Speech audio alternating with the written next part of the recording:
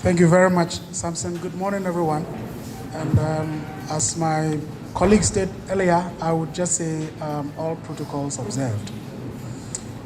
For me, I think that this whole issue over the last 2 weeks, better put, has been a fairy tale.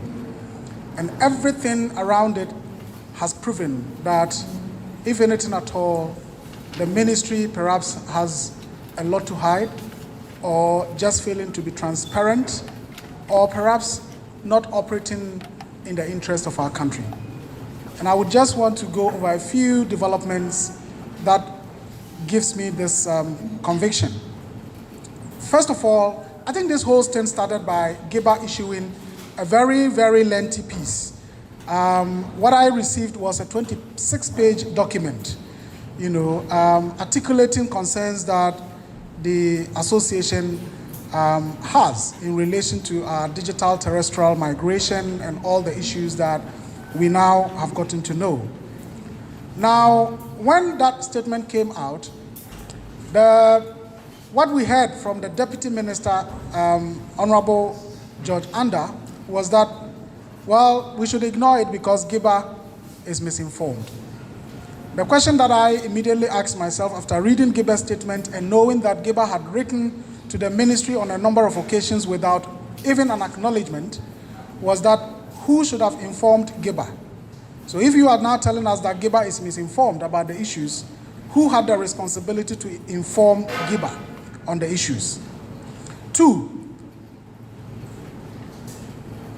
after Giba raised these issues, days later, the ministry issued a statement to respond to the, whatever Giba had put out there. But on Saturday last week, the minister was saying, look, I cannot find the issues. What is Giba, what are the issues? And that was after the president of Giba had made a submission, articulated the concerns and all of that. And the minister still said, I'm at pains to establish what the issues are. And my question was, if there were no issues, why did you issue a statement yesterday to respond to Giba's statement? Now, apart from that, the minister says there's no contract. Her deputy had said there's no contract, but there's an MOU. The question was, what is the difference? There's an MOU with Star Times to do an expansion of the digital migration infrastructure. So the question was, what is the difference? If somebody has had an MOU to implement an activity, and we all do sign MOUs, for projects. So one was at pains to establish what the differences, are or were. But of course, now we know that a contract has been done. So why were we being told that there isn't any contract? We point to examples in Malawi, in Zambia, in Kenya, and the minister says, look, Ghana is not Malawi, Ghana is not Kenya. But if you take the Zambian story, for example, in 2013, the Zambian government signed a contract with Star Times. In that same year, later in that same year, the contract was cancelled due to issues that the government says, look, we don't think that you are better placed to deliver this contract. Subsequently, a year later, Star Times is re-awarded the contract. And as we speak, Star Times has the mandate to manage the Zambian Broadcasting Corporation for the next 10 to 15 years. I'm told it's even 25 years. So I'm talking about, in our case, that would be GBC, the Ghana Broadcasting Corporation. So how can we be traveling in the same vehicle, driven by the same driver, Star Times, with the same interest, with the same objective, and we say that the destination will be different? Certainly, we are headed for the same, troubles that Zambia, Malawi, Kenya, and other countries are experiencing. And then, of course, for me, it's extremely worrying when you have parliamentarians, say, we were not aware about the tax waiver.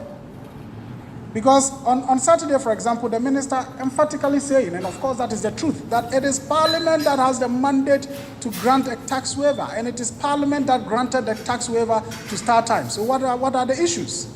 And now if you have, members of that same house say, look, we were not aware of this waiver, and of course I do acknowledge that Honorable Sam George is from the minority side, but I don't want to believe that if you take the finance committee, it is only made up of people from the majority side. Of course, I'm sure your colleagues will be on that side. So if there are any questions, I believe that you may even want to ask your members from your side who are on the finance committee, why did they find it prudent to grant that tax waiver? I don't want to go into the issues of the merits or demerits of the tax waiver because other speakers have already spoken about it.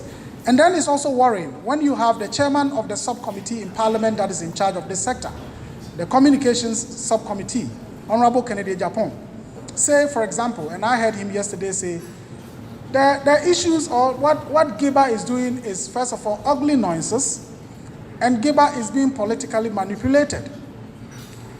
Now, for me, what is more surprising is that Kennedy Japan is the owner of Ken City Media, and Ken City that operates Net2 TV and Oman FM are members of GIBA. And indeed, not too long ago, Mrs. Ejapong was an executive council member of GIBA. So if now we are being told that GIBA is being politically manipulated by the NDC, is it the case that Mrs. Ejapong, and her folks are being manipulated? And of course, that points to, and then finally, on this issues of pointing to the fact that it's been a journey of fairy tales, is this smart thing by Star Times they are calling the 300 Villages Project, that we now know the first beneficiary village is in Dansoman.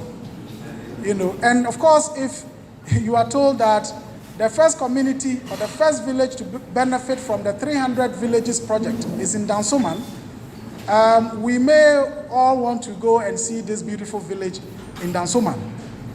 But having said that, substantively, I think that for me, as somebody working with the Media Foundation for West Africa, over the last 6 months, the biggest conversations we've been having has been the sustainability of our media industry.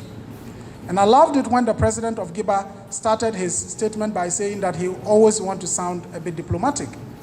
And I think if there was anything diplomatic or anything that GIBA failed to point out, which of course I'm sure they know, is the fact that they failed or they deliberately left out the point that what is of significant concern is the businesses of GIBA members. And that is the reality. And I don't think that we should shy away from that, because these are Ghanaian companies. These are companies that are employing thousands of Ghanaians. And I believe people from the ministry have said, look, GIBA is only fronting for its business interests. What else should they have been fronting for?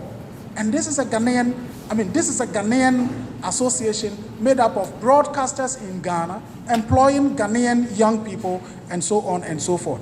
Now, last year in August, we heard that TV3 had laid off 100 workers.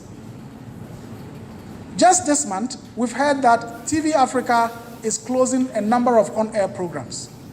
Just last month, we heard that EIB Network is set to lay off more than 100 of its staff. I believe that if you are a government, you should be worried about these developments. And perhaps what you may want to begin to think about is how can we support the media industry to be sustainable? Because if for nothing at all, Ghanaians are losing jobs. Young men and young women are losing jobs. And indeed, the issue of unemployment is a big thing here in our country. And then, of course, I earlier alluded to the fact that it's about the businesses of GIBA members. And that certainly should be of interest to any government. Because on Saturday, I was surprised when the minister said on the news file program that, do you know what happened when the government of Ghana decided to cancel the contract with Star Times? Do you know why the Eastern Corridor Road project stalled? Do you know that that affected China-Ghana relations, and certain facilities that were meant to be extended to Ghana were all stalled just because of the cancellation of the contract with Star Times? My question to her was, I know that Star Times is not a Chinese state company. It is not a company owned by the Chinese state. It is a company owned by private Chinese people. It's a private Chinese company. So if the Chinese government would take actions to demonstrate that it wants to further the interest of its companies originating from China, why would we not want to do same for companies that are in Ghana? And linked to that is the fact of the KNet contract. And my question was, is it the case that KNet was consulted and they indicated that they don't have the capacity to deliver the expansion that we now want to give away to StarTimes?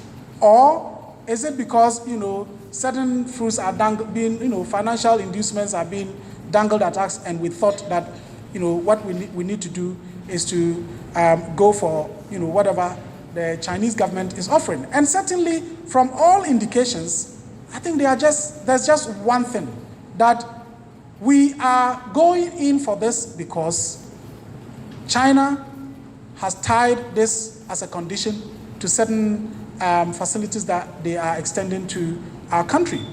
And for me, again, if there is anything that I love about what our president says, is this whole idea of Ghana beyond aid. And I would have wished and hoped that at this stage, where we are really vigorously pursuing a Ghana without aid, we would not allow ourselves to be manipulated by any aid coming from any country to do things that would not be in the interest of our nation and would not be in the interest of our citizenry. And finally, as George said, I believe and I hope that our ministry and our government will listen so that they wouldn't take these steps that they are taking that ultimately will be detrimental to the local media industry, as is currently happening in Malawi, in Zambia, and in Kenya. Thank you very much.